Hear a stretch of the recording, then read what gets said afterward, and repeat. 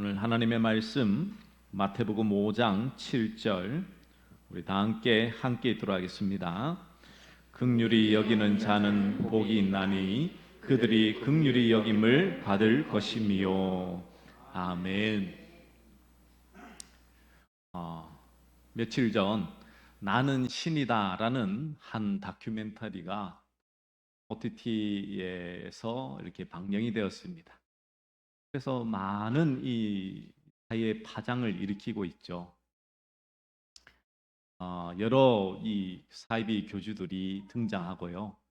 그들이 어떻게 사이비 행동을 하는지에 대해서 자세하게 이렇게 알려주고 있습니다. 특별히 JMS 같은 경우에는 그냥 말로만 들었지 얼마나 참 악한 일들을 많이 하고 있는지를 우리가 실제로 알 수도 있게 되는 것이죠. 근데 그들의 대부분이 주장하는 것들이 뭡니까? 교주들이 말하는 것은 병에 걸리면 간절하게 낫고 싶은 환자들의 약한 마음을 건들죠. 어떻게든지 나을 수 있다. 그렇게 주장을 합니다. 그리고 불확실한 미래를 좀 더 알고 싶고 안정된 내세를 보장받고 싶은 인간의 불안 심리를 또 악용하기도 하죠. 그래서 믿는 신자들에게도 정말 어떻게 보면 그런 미혹들이 다가올 수가 있습니다. 그렇지 않습니까? 그러면 이제 이 사이비가 말하는 이단들이 말하는 주장하는 것과 우리 기독교가 말씀하고 있는 바가 무엇이 틀릴까요? 다 무엇이 다를까요? 이 다름을 지금 여러분 신앙생활하면서 알지 못하면 그 사이비들이 말하는 그 말이 교회에서 들어봤던 말이네 이렇게 생각합니다. 그 말을 들으면서도 우리 교회에서 들었던 말이네 이런 말은 지금 여러분들 지금 하나님의 말씀을 제대로 안 들었다는 거예요. 절대 다릅니다.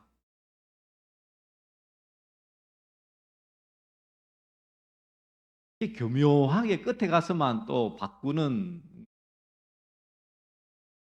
사이비들도 있고 이단들도 있지만 대부분은요 성경 해석 자체를 자기에게 유리하게 하기 때문에 맞을 수가 없습니다. 그럼에도 불구하고 그 차이를 모른다는 것은 얼마나 이 한국 교회가 기복적이고 인본주의로 설교를 하고 그것을 즐겨 했는지를 잘 보여주고 있는 것이죠. 제가 금요 기도회 때도 말씀을 드렸지만 한국에 내가 메시아다라고 하는 사람이 100명이랍니다. 100명. 한국 땅에. 심각한 거 아닙니까? 아니 왜 이 한국 땅에 그 많은 사람들이 나는 메시아다라고 말하고 있을까요? 조금만 병 고치는 능력을 행하고 말만 좀 잘하고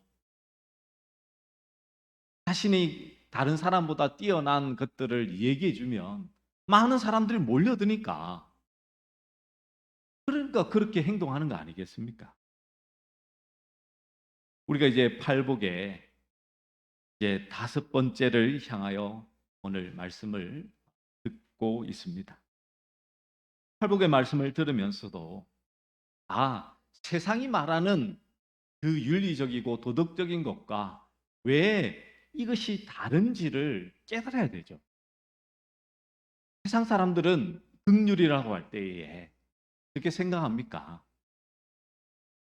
이 국어 사전에도 나와 있지만 가난하고 어려운 이들을 불쌍히 여기고 도와주는 것으로 이 긍휼이라는 단어를 이해합니다. 그래서 오늘 이 말씀을 그냥 단순히 긍휼히 여기는 자는 복이 있나니 이렇게 하니까 불쌍한 사람 도와주면 나에게 복이 있고 내가 하나님으로부터 긍휼을 받을 것이다. 그렇게 해석하고 이해하는 경우들이 많죠.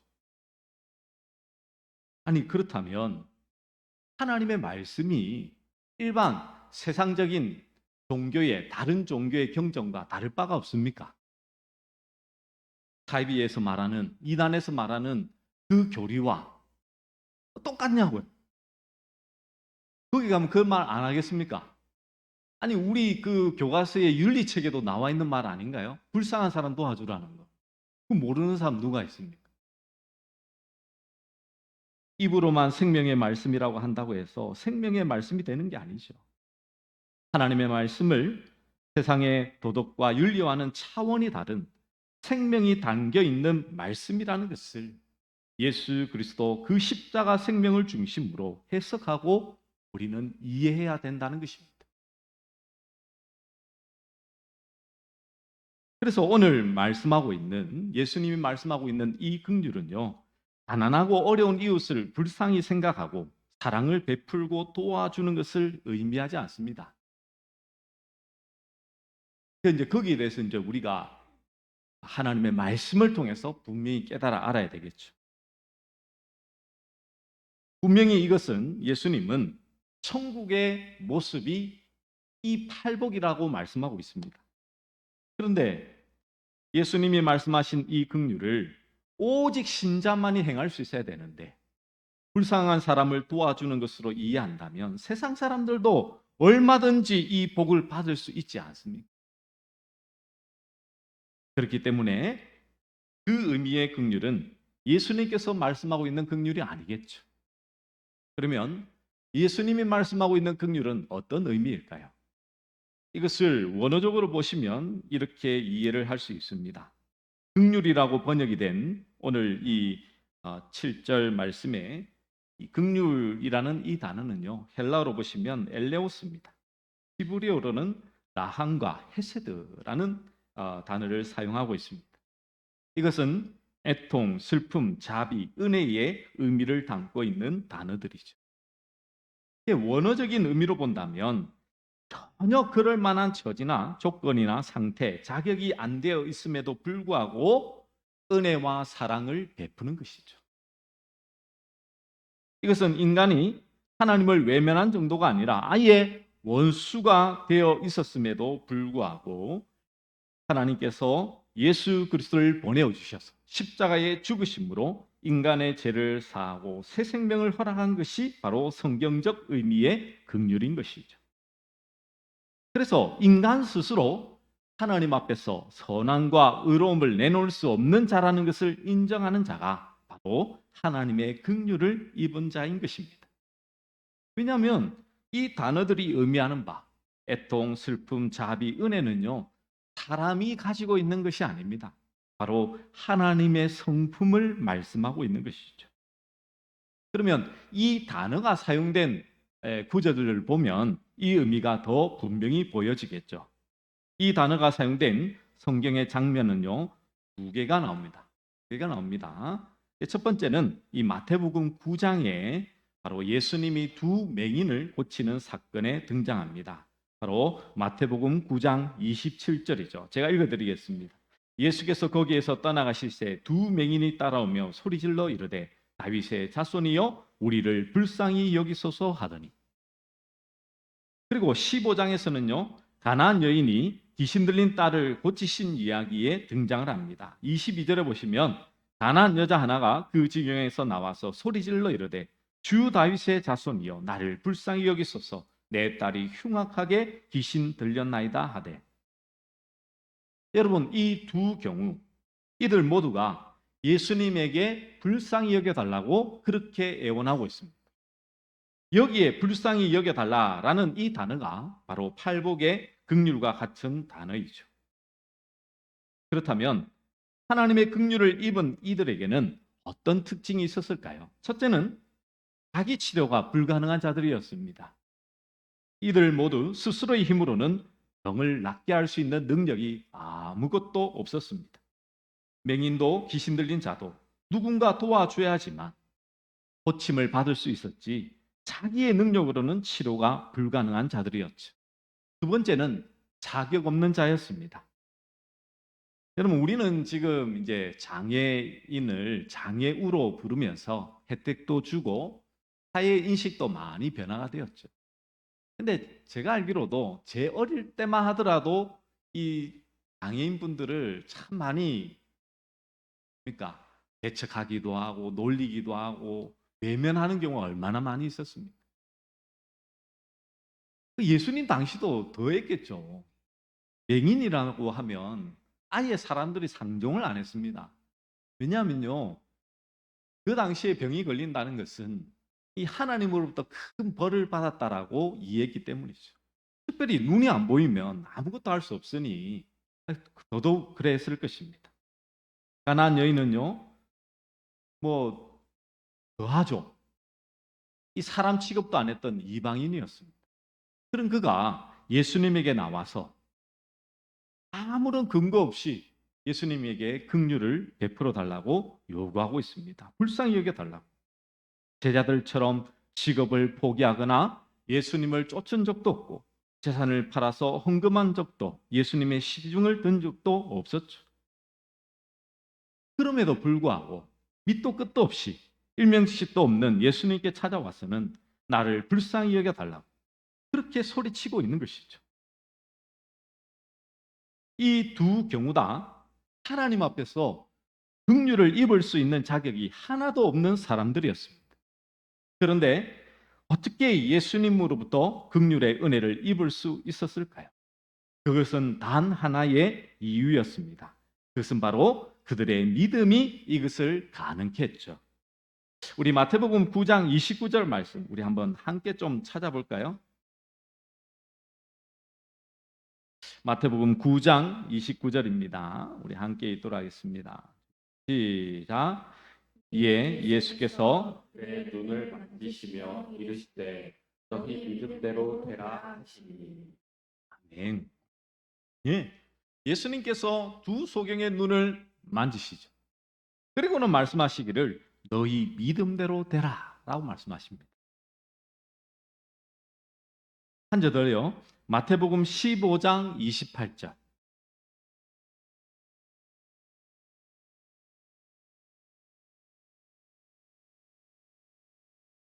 같이 한번 읽어보겠습니다.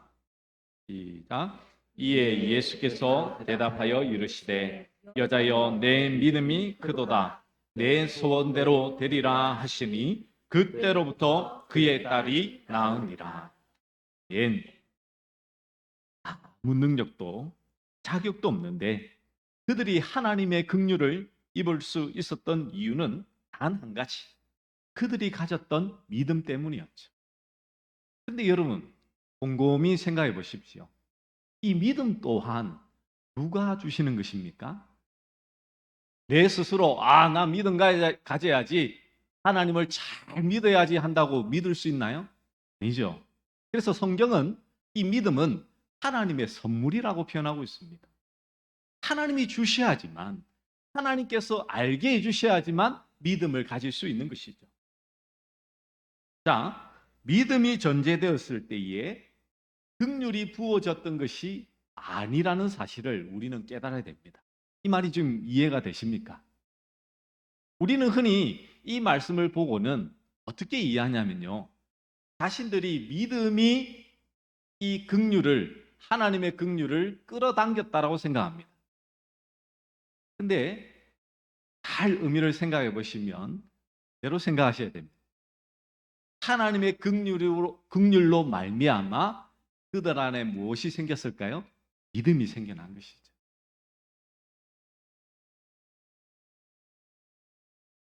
하나님의 긍휼을 입은 자들에게서 이러한 믿음이 드러난다는 것입니다.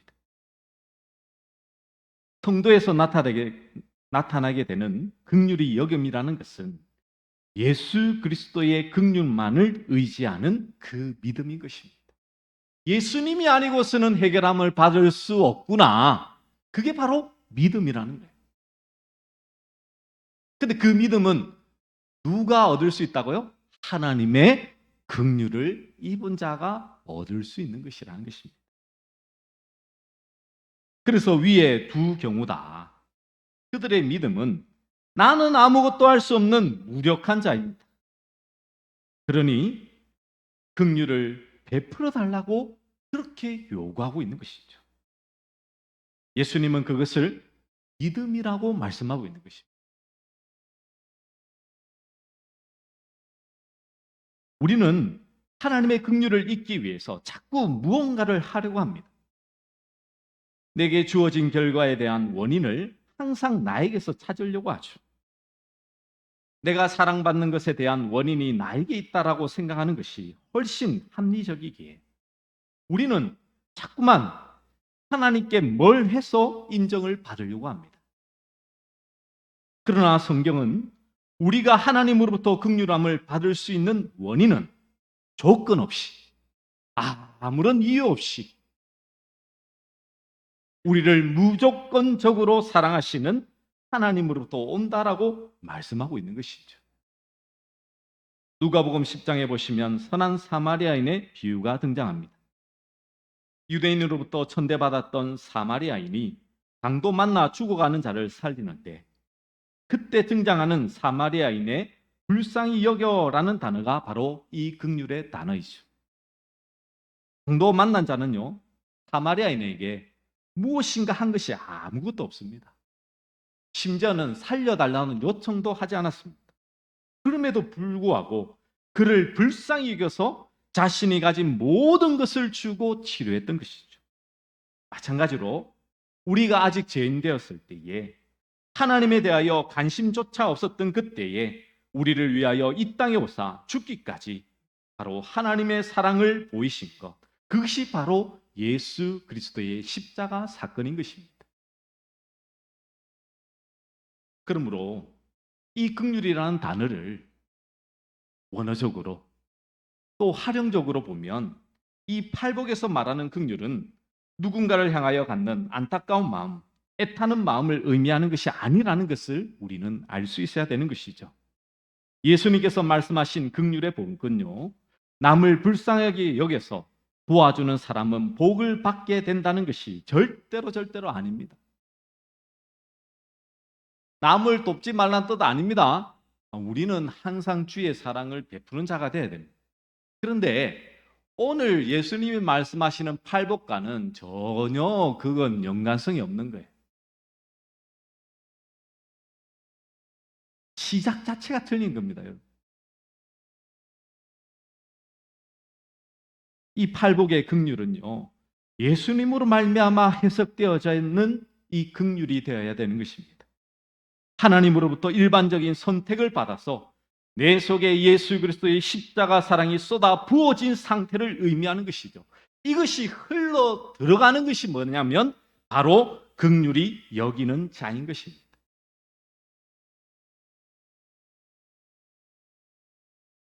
여러분, 예수 안 믿는 사람 중에도요, 남을 불쌍히 여기고 도와주는 사람 얼마든지 많이 있습니다. 심지에 오지에 들어가 남을 긍휼히 여기며 희생을 하다가 그곳에서 생을 마감하는 사람도 얼마든지 많죠. 그러나 이것은 모든 종교인들이 행하는 행위지 않습니까? 특별히 예수님을 못 박았던 이 바리새인들은요, 이 고아와 가부, 가난한 자들 위해서 자신의 재산을 팔아서 구제를 했습니다. 자기는 먹을 거 없어도 구제하는 일에 얼마나 열심을 냈는지 모릅니다. 심지어는요, 자신이 재산이 없고 도와줄 여력이 없으면 일주일에 2번씩 그들을 위해서 금식까지 했습니다. 여러분 중에 그렇게 하신 분 있습니까? 그러면 바리새인들은요, 하나님의 긍휼하심을 받아야 될 자입니까? 아닙니까? 세상적으로 따지면 그들이 가장 먼저 하나님의 긍휼을 받아야 될 자들이. 근데 성경 어디에도 바리새인들이 하나님의 긍휼은커녕 예수님으로부터 뭐라 말 듣습니까? 이 사단의 자식들아. 아니, 그 많은 사람들이, 그 죄인들이 예수님께 나오면요, 예수님은 그들을 다 품어주셨는데 바리새인들은 뭐라 말합니까? 사단의 자식들. 진노만을 말씀하고 있습니다.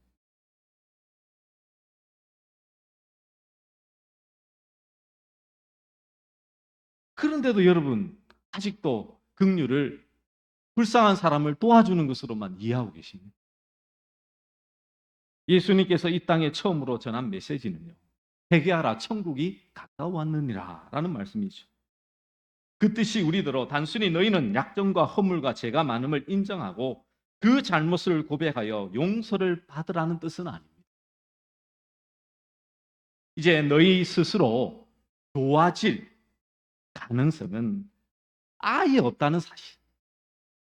왜? 예수님께서 이 땅에 오셔서 첫 마디가 회개하라거든요. 그 말은 우리 모든 이 땅에 있는 존재가 다 죄인이라는 뜻이잖아요. 우리 스스로 이 죄의 문제를 해결할 수 없다는 것입니다. 천국이신 예수님이 오셨으니 예수님께 나오라는 것이죠. 그래야지만 우리가 살 수 있다라고 예수님은 선언하고 선포하고 있는 것 아닙니까? 그래서 우리는 천성적으로 맹인이요, 안전뱅이며 긴머글이며 나병 환자인 것입니다. 아무리 노력하고 연습해도 그 상태가 나아지는 것이 아니라는 것을 깨달으라는 것이죠. 예수님은 영적인 측면에서 모든 인간이 몇 가지 약점을 가진 것이 아니라 완전한 핸디캡이라고 선언하고 있는 것입니다. 그런데도 대부분의 신자는 내가 그래도 저 집사보다는 내가 그래도 여러 면에서 낫지. 나도 몇 가지 약점이 있긴 하지만 얼마든지 고칠 수 있어. 조금만 여유가 생기면 세상의 제약을 멀리하고 또 이웃에게 온정을 많이 베푸는 사람이 될 수 있을 거야 라고 생각합니다. 마치 노래 실력이 형편없는데도 열심히 노력해서 이제 노래방에 가서 창피당하지 않을 정도라 되었고 또 그 향상된 실력을 계속해서 유지하려고 노력하는 식으로 신앙생활을 하고 있는 것이죠. 모든 인간은 하나 예외 없이 허물만 몇 가지 있는 상태가 아닙니다. 우리의 속에서부터 시도 때도 없이 염려, 짜증, 시기, 질투, 분노, 음란, 사기, 계율, 탐욕, 죄악이 줄기차게 솟아나오는 존재이죠. 그래서 성경은 다윗은요 여기에 대해서 자신은 모태로부터 죄악의 투성이라 말하잖아요.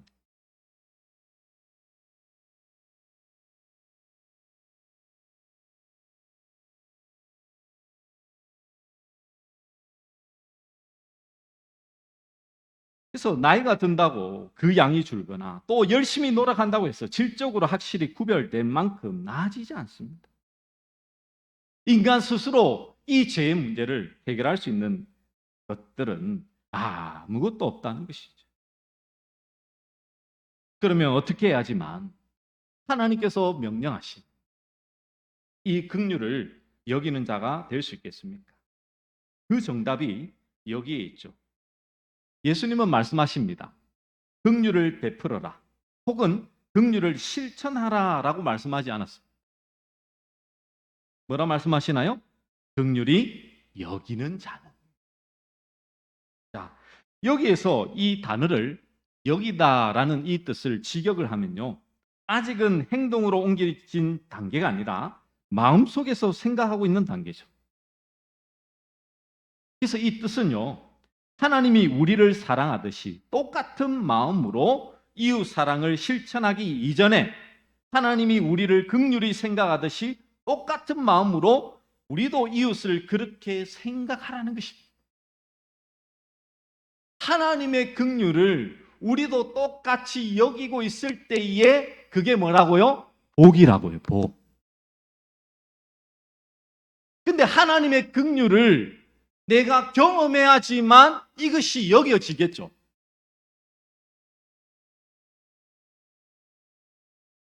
여러분, 사랑하겠다고 마음만 먹고 실천을 하지 않아도 된다는 것일까요? 그렇다면 더 말이 안 되죠. 겉으로 표현하지도 않고 실천하지도 않은 사랑은 결코 사랑이 아닙니다. 어떤 사람은 그렇게 사랑하려고 마음만 먹었다고 그 사람을 사랑할 수 있게 되는 법은 없죠. 간혹 설교 시간에 아무리 믿더라도 의지적으로 사랑하라고 노력해 보십시오 라는 말을 듣곤 하지만 근데 여러분 그게 쉽게 됩니까?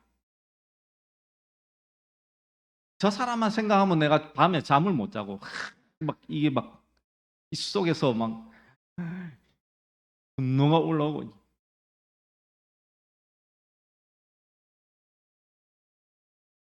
하루에 12번도 막 살인을 마음속으로 저지르고 있는데 그 사람을 사랑하라고 의지적으로 한다고 될 수 있냐고요. 물론 뭐 의지적으로 막 막 강한 의지를 가지고 노력하면 될 리가 될 리는 없을 것 같습니다. 본질적으로 의지적으로 결단하고 노력한다고 되는 것은 아니죠.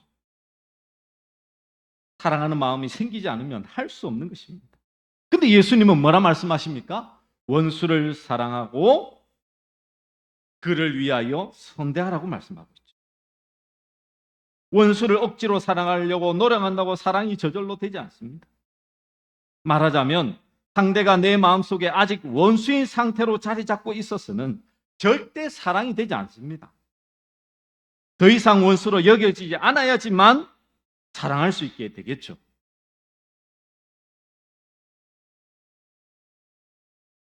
그래서 예수님은 원수를 사랑하라고 말씀하시면서 동시에 핍박하는 자를 위해서 기도하라고 말씀하고 있습니다.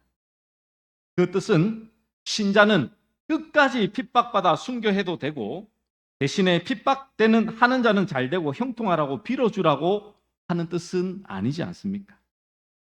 그들이 지금 잘못한 생각과 이유를 핍박하고 있으니 그 핍박을 멈추고 서로 미워하는 구석이 특별히 자신의 마음에서부터 없어지도록 하나님의 간섭을 그렇게 하나님 앞에 기도하라는 의미인 것이죠.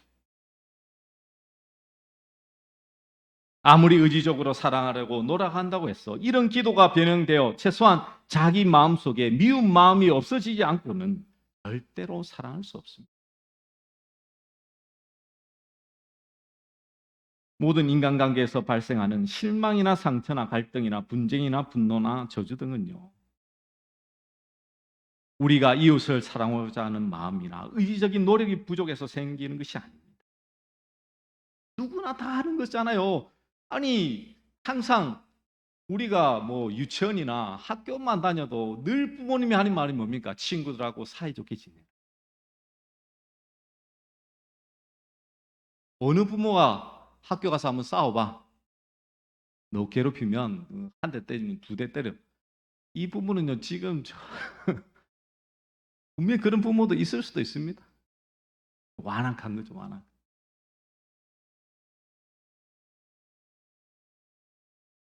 그런데도 왜 다 알고 있는 윤리적이고 도덕적인 그 이유를 알고 있으면서도 왜 미움과 다툼이 생겨납니까? 그 이유는 상대가 미운 짓을 하니까 그렇죠. 상대가 나에게 한 짓이 사기, 폭력, 살인같이 더럽고 추하며 잔인하고 흉측한 일을 무조건 그렇게 행할 때만 그렇습니까? 아니죠. 작은 부분에서 별것도 아닌 것에서부터 우리는 거기에 내 마음을 못 맞추기 때문에, 나와 맞지 않기 때문에 그를 미워하고 다투.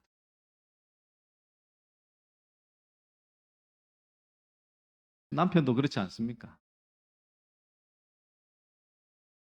결혼하기 전에는 키가 작은 게 너무 매력이라, 너무 작으니까 아담하게 참 멋있었는데 결혼하고 나니까 어찌 그래 짜리몽땅하고.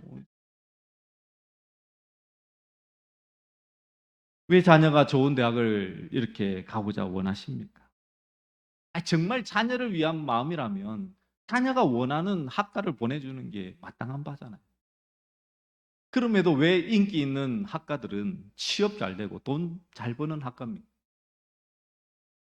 그거는 다른 사람한테 좀 뭡니까 자랑도 하고 자녀에게 보상받으려는 마음이 부모들 입장에서 그 마음속에 있는 거 아닙니까? 상대에게 어떤 기대를 갖고 대한다는 것은요, 다른 말로 하면 자기 기대에 맞는 자만 좋아하고 그렇지 않으면 미워하겠다는 말과 똑같은 것이죠. 이처럼 사람들 사이에 생기는 분쟁, 상처, 원한, 저주는 오로지 상대의 허점과 약점을 자기가 기대하는 평균 이상까지 끌어올리고 싶고 또 그렇게 고칠 수 있는 생각으로부터 기인할 때가 많습니다. 하나님께서 인간을 긍휼히 여긴다는 뜻은 무엇입니까? 인간은 단순히 약점과 허물을 몇 개 갖고 있어서 스스로 고치고 착하게 살아갈 수 있는 존재가 아니라고 보는 것이죠.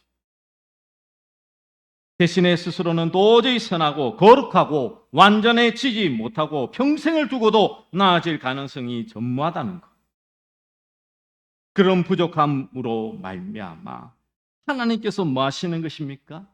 사랑해 주시는 것입니다. 왜요? 하나님의 사랑이 아니고서는 결코 회생할 수 없거든요.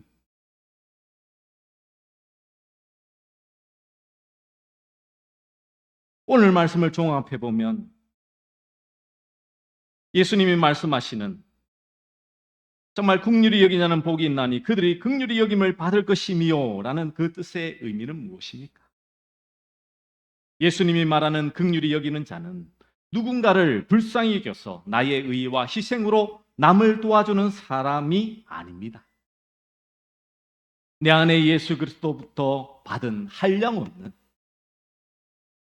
그 십자가의 긍휼을 타인에게 흘려보내는 사람인 것이죠. 내 의로 하는 것이 아니기에 그 일을 행하는 자는 계속된 그리스도의 긍휼을 삶 속에서 공급받게 되는 것입니다. 그것이 긍휼히 여기냐는 복이 있나니 그들이 긍휼히 여김을 받게 될 것이라는 뜻이 되는 것이죠. 나의 의지와 수고로 남을 불쌍히 여기고 도와주어 복 받으려는 생각을 우리는 일찌감치 포기하십시오. 그래야지만 우리는 복음으로 살 수 있는 것입니다. 단순히 신자가 되었다고 내가 좀 은혜 받았다고 죄인과 원수들을 사랑하려 들려하지 마십시오. 테레사 수녀처럼 내 모든 것을 희생하고 남을 섬겨야지라는 결심도 하지 마십시오. 정말 하나님의 긍휼을 아는 자, 긍휼을 여기는 자는요, 날마다 예수님의 십자가 앞에 나아가 자신의 심령이 얼마나 가난하며 비참한 처지에 빠져 있는지, 그래서 그분의 긍휼 없이는 나는 제대로 살 수 없습니다 라는 고백이 날마다의 삶 가운데서 흘러나와야지만 그것이 참된 복을 누리는 자라는 것을 오늘 성경 말씀을 통해서 깨달음이 있어야 된다는 것입니다. 그런 자가 받는 복이 하나님으로부터 긍휼을 받게 된다는 것이죠.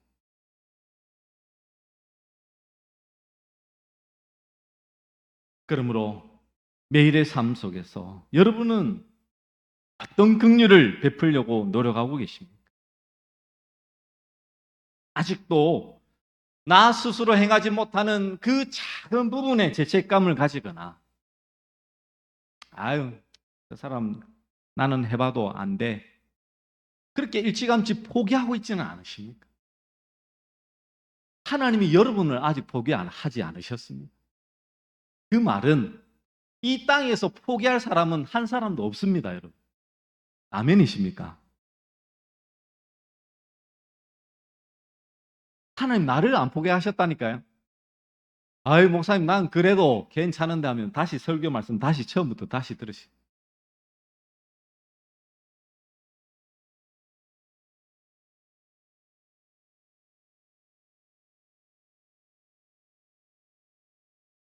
하나님의 긍휼로 내가 이 땅에서 주님 앞에서 살아가는 이 은혜, 이 감격, 이것이 여러분의 삶 속에, 여러분의 심령 속에 차고 넘쳐나서 이것이 자연스럽게 모든 이웃과 교회와 가정과 여러분이 속해 있는 공동체에 흘러 들어가시는 우리 모든 믿음의 종들 되시기를 간절히 축원합니다. 우리 말씀을 기억하며 우리 오직 예수뿐이네, 우리 함께 찬양하도록 하겠습니다.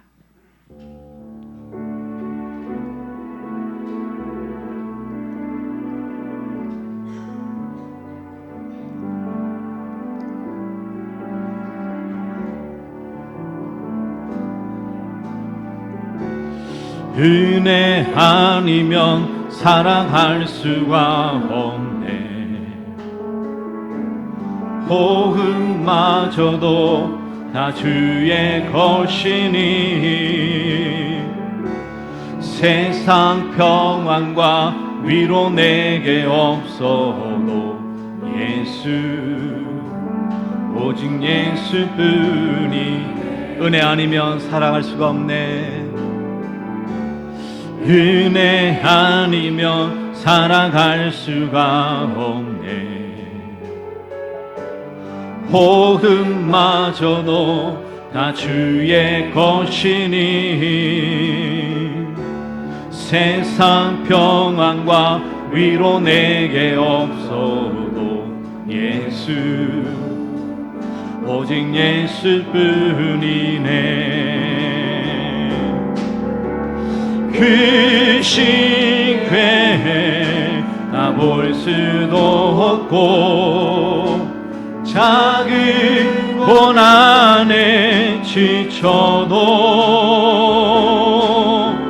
주께 묶인 나의 모든 삶 버티고 견디게 하시네.